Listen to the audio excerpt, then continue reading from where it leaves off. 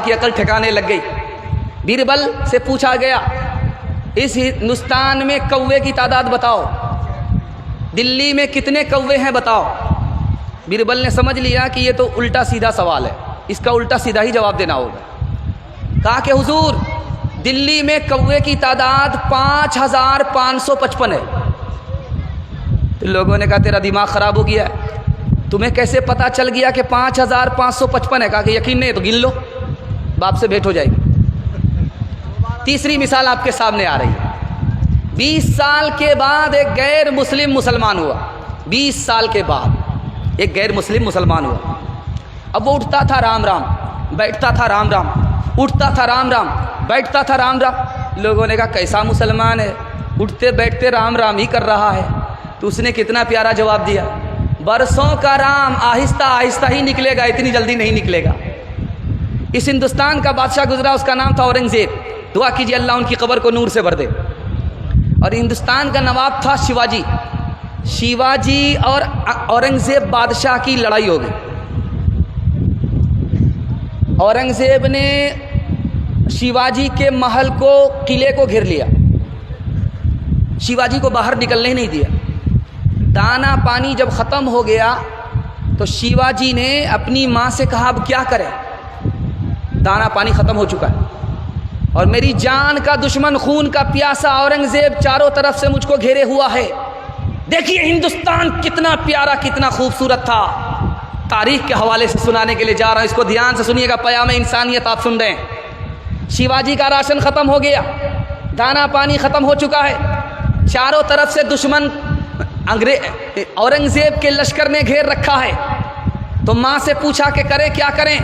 कहा क्या करें, औरंगजेब से पूछ लो। कहा औरंगजेब तो मेरी जान का दुश्मन है। कहा जान का दुश्मन ज़रूर है लेकिन मुसलमान है, तुमको सही मशवरा देगा, गलत मशवरा नहीं देगा।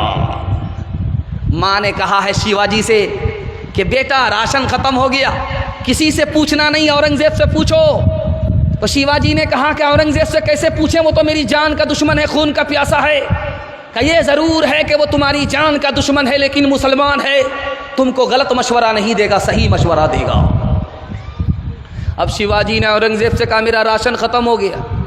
कहा क्या फ़र्क पड़ता है, जंग बंद कर लो 10 साल के लिए और राशन का इंतज़ाम कर लो, जब राशन का इंतज़ाम हो जाएगा तो फिर जंग शुरू कर देना। 10 साल के लिए शिवाजी को टाइम दे रहा है। कौन टाइम दे रहा है? औरंगजेब बादशाह कि 10 साल के लिए जंग बंद कर दो और इंतज़ाम कर लो, उसके बाद जंग करना। अब औरंगजेब से कहा कि 10 साल में तो वो मजबूत हो जाएगा, आपके ऊपर हमला करेगा।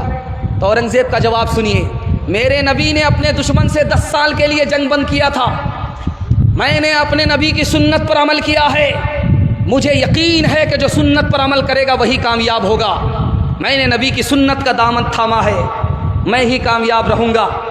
जब दोबारा जंग शुरू हुई, शिवाजी गिरफ्तार हो गए, दिल्ली लाया गया, फिर भी औरंगजेब बादशाह ने कहा कि इनको कत्ल मत करना, ये कौम का सरदार है। हमारे नबी ने कहा कि कौम के सरदार की इज्जत करो, उसको जलील मत करो।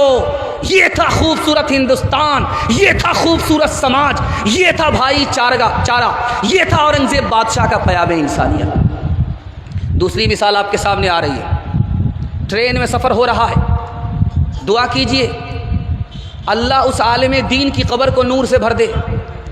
उनका नाम था शेखुल इस्लाम हुसैन अहमद मदनी रहमतुल्लाह अलैह। आप देखेंगे कभी कभी ट्रेन में पानी बंद हो जाता, जब पानी बंद हो जाता है तो जो पखाना है उसमें लोग पखाना करते जाते हैं, वो भरता जाता, वो बाहर निकलता नहीं है, ऊपर रहता। इत्तिफाक से पानी बंद हो गया ट्रेन में और पखाना ऊपर है, कोई भी जा रहा तो छीछी करके वापस आ रहा। तो हिंदू पंडित जी थे, वो गए छीछी करके वापस आ गए, अंदर गए नहीं, और गाली गलौज करने लगे कि देखिए ये क्या इंजन है, क्या ट्रेन है, क्या है, सरकार है, क्या है, कोई इंतज़ाम नहीं है। शेखुल इस्लाम मौलाना हुसैन अहमद मदनी रहमतुल्लाह अलैह सुन रहे थे, समझ में आ गया कि पखाना साफ़ नहीं है। नाक में कपड़ा बांध करके अंदर घुस गए, सिगरेट वगैरह की डिबिया थी उसको जला करके साफ़ सुथरा कर दिया। उसके बाद आकर के उसी पंडित जी से कहते हैं कि वो मैं तो अभी गया था, बिल्कुल साफ़ सुथरा है, कहाँ गंदा, आप जाइए। हाजत पूरी करके आए। जब वो गए तो बिल्कुल साफ़ सुथरा है। कहा कि ये काम आप ही ने किया है। मैंने क्या किया? मैं तो अपने नबी की सुन्नत पर अमल किया। मेरे नबी के यहाँ कोई मेहमान आया था, उस मेहमान ने रात में पखाना कर दिया था बिस्तर पर, और रात सुबह सवेरे भाग गया था। जब बिस्तर के साफ़ करने की बारी आई तो हमारे नबी ने कहा कि कोई साफ़ नहीं करेगा, वो मेहमान मेरा था, मैं साफ़ करूँगा। जब वो तलवार भूल गया, वापस आया तो देखा कि मैंने पखाना किया, मेरे पखाने को नबी साफ़ कर रहे हैं, तो मेरा दिल भी साफ़ हो जाए, कलमा पढ़कर मुसलमान हो गया, मैंने नबी की सुन्नत पर अमल किया है। तीसरी मिसाल आपके सामने आ रही है। कैसा हिंदुस्तान था। आखिर में कबूलियत की घड़ी में उसी हिंदुस्तान की हम लोग दुआ करेंगे, अल्लाह हिंदुस्तान में भाईचारगी को वापस फरमाए, हिंदू मुसलमान को आपस का भाई भाई बनाए। आखिरी मिसाल दे रहा हूँ। रात का सन्नाटा है, शेखुल हिंद किसी का पैर दबा रहे, जिसका पैर दबा रहे हैं वो हिंदू है, और जो दबा रहा है वो शेखुल हिंद है, हिंदुस्तान का सबसे बड़ा आलिम। वो किसका पैर दबा रहा है?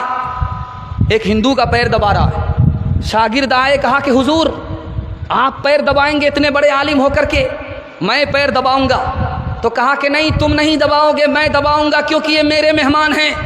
मेहमान की खिदमत नबी की सुन्नत है, नबी की सुन्नत पर अमल करता हूँ। ये नहीं देखता ये किस कौम का है, हमें तो अपने नबी की सुन्नत पर अमल करना है। नबी कौम को नहीं देखते थे, मेहरबान सब पर थे। हम कौम को नहीं देखते, मेहरबान सब पर होते हैं। इंशाअल्लाह दिल मिले या ना मिले, हाथ मिलाएंगे, हाथ उठा दीजिए। दिल अगर नहीं मिला हिंदू से तो हाथ मिलाने से कुछ नहीं होगा। दिल भी मिलाना है, हाथ भी मिलाना है, हाथ उठा दीजिए। हिंदू समाज को अपना भाई समझेंगे, हाथ उठा दीजिए। पड़ोसी जानेंगे, पड़ोसी मानेंगे नहीं, हाथ उठाइए। ध्यान से सुनिएगा। अफवाह थी के तबीयत खराब है, लोगों ने पूछ पूछ के बीमार कर दिया। 2 गज ज़मीं ही सही मगर मेरी मिल्कियत तो है। ऐ मौत तूने मुझको ज़मींदार कर दिया।